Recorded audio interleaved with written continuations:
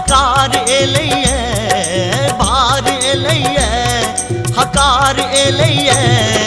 फिर को जगरा साल भर के बाद एलैये फिर को जगरा साल भर के बाद एलैये भार एलैये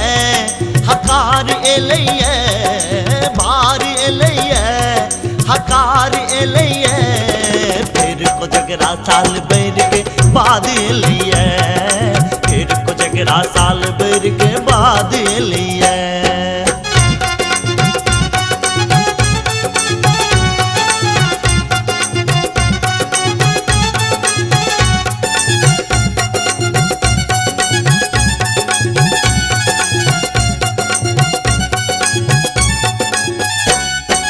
मधुश्रावणी में जे सब यो जतक भार पठोलने